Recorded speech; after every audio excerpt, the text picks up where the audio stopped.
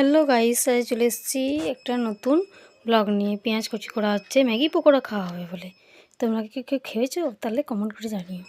ম্যাগিটা সেদ্ধ করে নেওয়া হচ্ছে, এটা তো শুধু ম্যাগি স্যুপ করে নেওয়া হবে।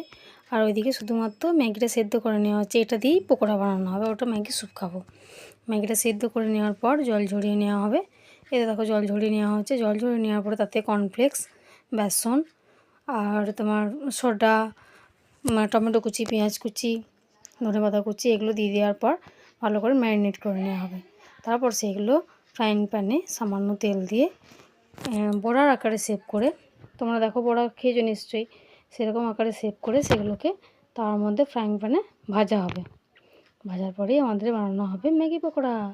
আর সেগুলো সস দিয়ে খেতে দারুণ লাগে।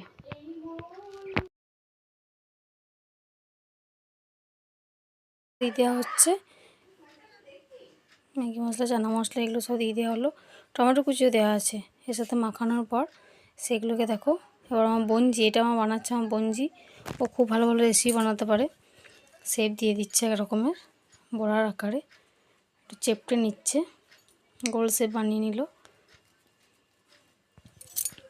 অনেকগুলোই বানানো হয়েছিল। এই দেখো, একটু বানিয়ে নেওয়ার পরে ফ্রাইং প্যানে তেল দিয়ে ভেজে নেওয়া হবে।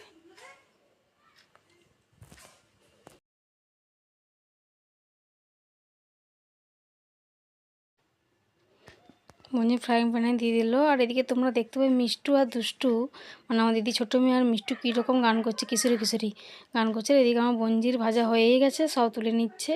আর দেখো আমরা লাল লাল সস দিয়ে কী সুন্দর সাজিয়ে নিয়েছি, এরপর গবা গপ খেয়ে নেব।